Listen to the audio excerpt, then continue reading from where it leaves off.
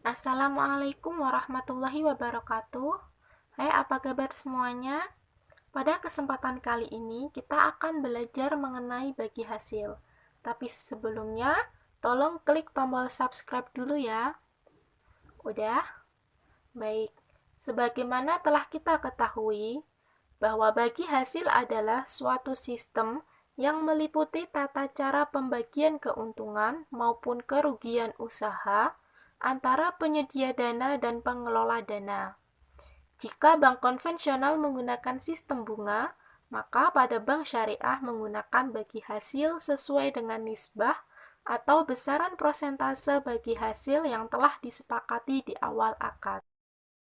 Pada kesempatan kali ini, kita akan fokus belajar mengenai perhitungan bagi hasil, baik perhitungan bagi hasil pada pola lama dan perhitungan bagi hasil pada pola baru. Dalam slide selanjutnya, saya akan tampilkan beberapa tabel untuk mempermudah kita mempelajari perhitungan bagi hasil. Nah, di sini sudah ditampilkan mengenai tabel distribusi bagi hasil bank syariah pola yang lama. Terdapat beberapa kolom, yaitu jenis produk, terdiri dari rekening giro, rekening tabungan, deposito mudharabah 1 bulan, 3 bulan, 6 bulan, dan 12 bulan. Terdapat juga kolom A, B, C, D, E, F, G, dan kolom H. Pada kolom A sendiri, diisi mengenai rata-rata sebulan saldo harian. Ini bersumber atau dapat dilihat pada neraca bank syariah. Pada kolom B, terdapat bobot rekening, yaitu menyatakan lamanya dana mengendap. Di situ terdapat beberapa perbedaan antara rekening giro, rekening tabungan, mudharabah 1 bulan, 2 bulan, 3 bulan, 6 bulan, dan 12 bulan.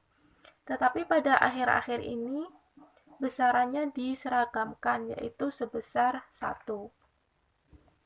Lanjut ke kolom C, itu terdapat saldo rata-rata tertimbang, merupakan perkalian antara rata-rata sebulan saldo harian dengan bobot rekening.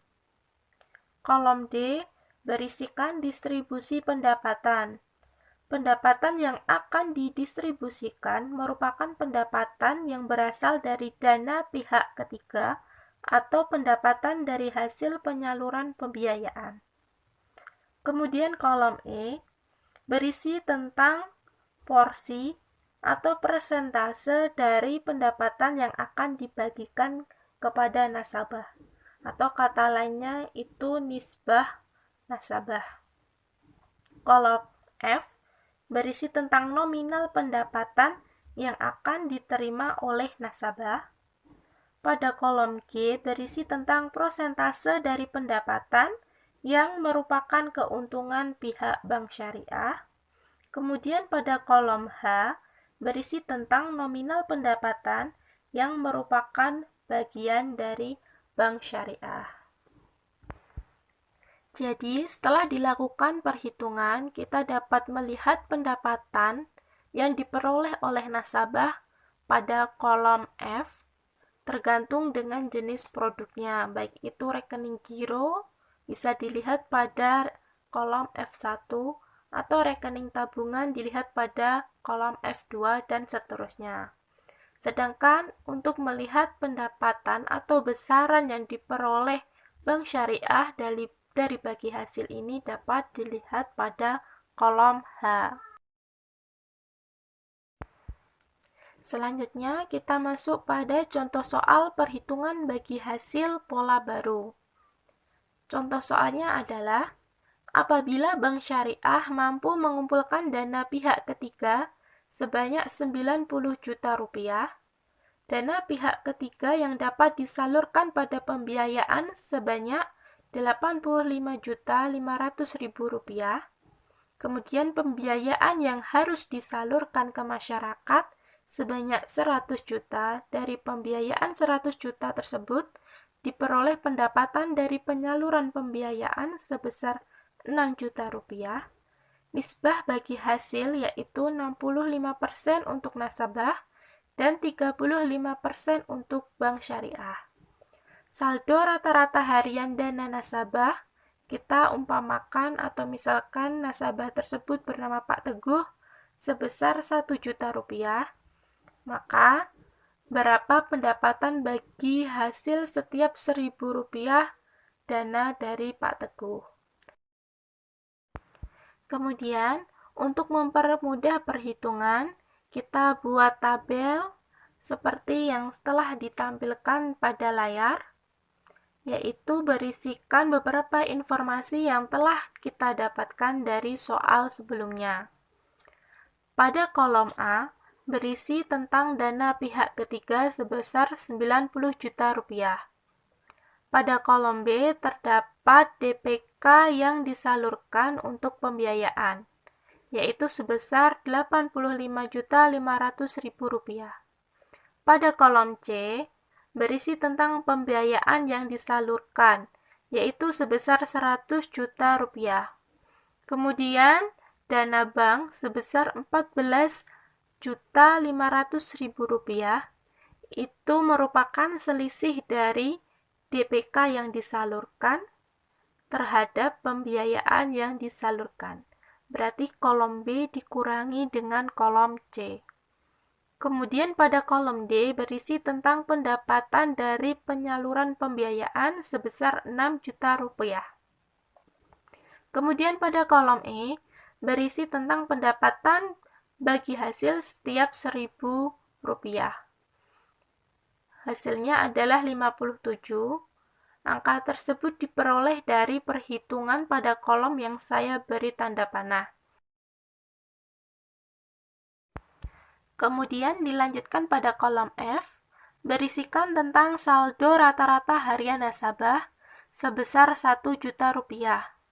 Pada kolom G, berisikan nisbah bagi hasil nasabah, yaitu sebesar 65%, dan pada kolom H, berisi porsi bagi hasil untuk nasabah bulan ini.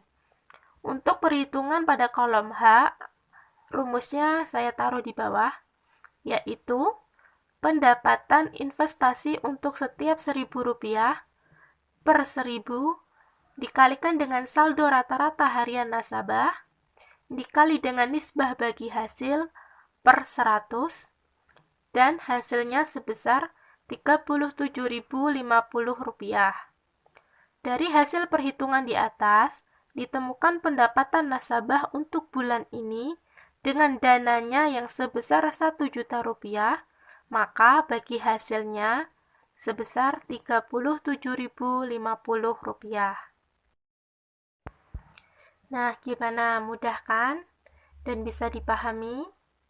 Kalau bisa dipahami, kita lanjutkan ke contoh perhitungan bagi hasil pada kasus pembiayaan. Contoh soal pada perhitungan bagi hasil pembiayaan kali ini adalah seorang nasabah mengajukan pembiayaan untuk modal kerja dagang sebesar 125 juta rupiah selama 1 tahun dengan perbandingan bagi hasil antara nasabah dan bank syariah sebesar 72% untuk nasabah dan 28% untuk bank syariah. Nah, bagaimana cara perhitungannya? Kita lihat pada slide selanjutnya. Terdapat beberapa kolom yang diperlukan dalam kasus perhitungan bagi hasil pembiayaan, yaitu kolom bulan, pendapatan proyeksi, pendapatan nasabah, nisbah bank dan nasabah, cicilan pokok, dan total angsuran. Pada kolom bulan diisikan dengan bulan ke-1, ke-2, ke-3, sampai bulan ke-12. Kemudian pendapatan proyeksi yaitu berisikan perkiraan pendapatan nasabah saat menjalankan usahanya. Sedang pada kolom pendapat nasabah itu berisikan tentang pendapatan real yang diperoleh nasabah pada bulan tersebut. Kemudian terdapat kolom nisbah bank dan kolom nisbah nasabah. Di sini, kolom nisbah bank sebesar 28%. Jadi, contohnya apabila bulan pertama pendapatan nasabah sebesar 6 juta rupiah, maka pendapatan bank yang diperoleh dari bagi hasilnya sebesar 28% dikali 6 juta rupiah, yaitu Rp1.680.000. Begitu juga pada nasabah, maka pendapatan bagi hasil bagi nasabah di bulan pertama yaitu 72% dikali 6 juta rupiah, sehingga menghasilkan Rp4.320.000. Pada kolom selanjutnya yaitu cicilan pokok. Cicilan pokok di sini ditentukan oleh pihak nasabah dengan pihak bank syariah. Kemudian kolom terakhir adalah total angsuran. Total angsuran di sini yaitu berisikan antara jumlah cicilan pokok dengan nisbah bank yang harus dibayarkan oleh nasabah. Contohnya pada bulan pertama cicilan pokoknya sebesar 10 juta rupiah dan nisbah bank pada bulan pertama sebesar Rp1.680.000. Maka total angsuran yang harus dibayarkan nasabah kepada pihak bank syariah sebesar Rp11.680.000. Begitu seterusnya sampai pada bulan ke-12.